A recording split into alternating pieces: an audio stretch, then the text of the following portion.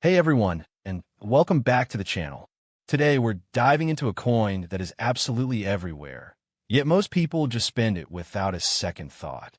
It's the coin you've probably gotten in change, seen in an old jar at your grandpa's house, or maybe even used a laundromat. This is the 1974 Kennedy half dollar. It's a piece of history, a tribute to a fallen president. And for most of us, the big question is, what is it actually worth? Is the 1974 Kennedy half dollar sitting in your drawer a hidden treasure, or just 50 cents? Stick around, because the answer is more interesting than you might think. We're going to break down its history, the different varieties, the key facts you need to know, and finally, reveal its true circulated value. To understand the 1974, we have to go back a bit. The Kennedy half dollar was rushed into production in 1964 as a memorial to President John F. Kennedy, who was assassinated in late 1963. The design by Chief Engraver Gilroy Roberts and Assistant Engraver Frank Gasparo was an instant classic. Now, here's the crucial part. From 1964 to 1970, these coins were struck in two different compositions. That's right, the early ones had precious metal content. But by 1971, due to the rising price of silver and the fact that these coins were mostly hoarded and not circulated, the U.S. Mint made a huge change. They switched to a copper-nickel clad composition. See the edge? This 1964 is a solid silver color. But this 1974? You can see a distinct copper stripe right in the middle. That's the telltale sign of a clad coin. The 1974 Kennedy half dollar is made of outer layers of 75% copper and 25% nickel bonded to a core of pure copper. There is no silver in a standard 1974 Kennedy half. Split screen showing the three mint marks. Was made makes a difference. First up, the Philadelphia issue. This coin has no mint mark on the obverse, just below Kennedy's neck.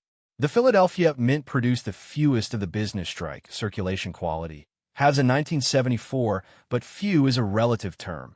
Next, the Denver Mint coin, marked with a small D mint mark. The Denver Mint produced the highest number of circulation strike Kennedy halves this year. We're talking hundreds of millions of coins. And finally, the one that often causes confusion, the 1974 S. The S mint marks stand for San Francisco.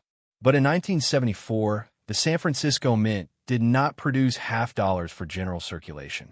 All 1974 S. Kennedy halves were specially minted as proof coins for collectors. Look at the difference. The proof coin has a mirror-like background and frosted, detailed design. It came in a special set from a mint and was never intended to be spent. So, if you find a 1974 S in your pocket change, someone broke it out of its original packaging. All right, the moment you've been waiting for. You found a worn, circulated 1974 Kennedy half dollar in an old box. What can you get for it? Let's be brutally honest. Because there are so many of these out there, we're talking over 500 million struck between the three mints. A typical circulated 1974 or 1974 D half dollar is worth it, I know. It's not the exciting treasure hunt answer you were hoping for.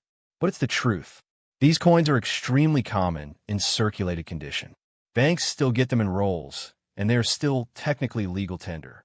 The numismatic value, or collector premium, for a worn, common date coin like this is virtually zero. Remember, I said the 1974 S was only a proof?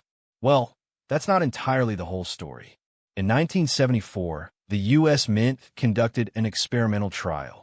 They struck a small number of 1974 S. Kennedy halves in 40% silver. How can you tell the difference? The easiest way is the edge. The regular 1974 S proof, like the circulation coins, has a copper stripe.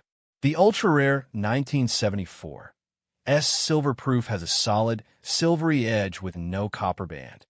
How rare are they? It's estimated that only about 2 to 3 million of these silver proofs were made, compared to over 200 million of the clad proofs. And their value reflects that. So if you have a 1974 S that looks like it's been through the ringer, but has a solid silver edge, you might have a winner side-by-side comparison of a heavily worn 1974 D, and an uncirculated 1974 still in its original bankroll. The second exception is condition.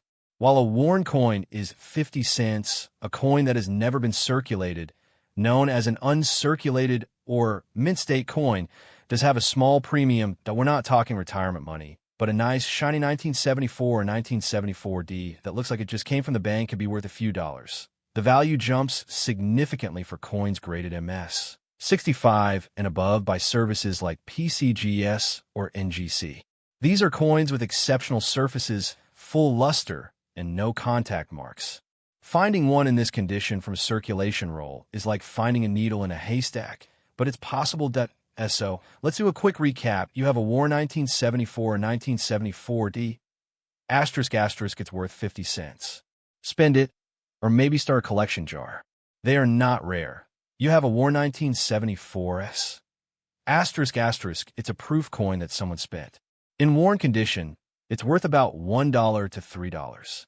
Don't spend it. You have a brilliant, uncirculated 1974 or 1974 D. Asterisk it's worth a few bucks. Put it in a protective holder. You have a 1974 S-proof coin with its original box and paperwork. Asterisk that's a nice collector's set worth $5 to $10. You think you might have a 1974 S silver proof? Asterisk check the edge. Building a set with examples from all three mints is a fun and achievable goal. The 1974 Kennedy half dollar is a piece of American history. It represents the end of an era for silver in our coinage and the beginning of the modern clad period. So even if its monetary value is low, its historical value is high. That I hope this deep dive was helpful. If you have a 1974 half dollar, let me know in the comments what condition it's in and where you found it. If you enjoyed this video, please give it a thumbs up and subscribe to the channel for more coin mysteries, breakdowns, and treasure hunts. Until next time, happy collecting!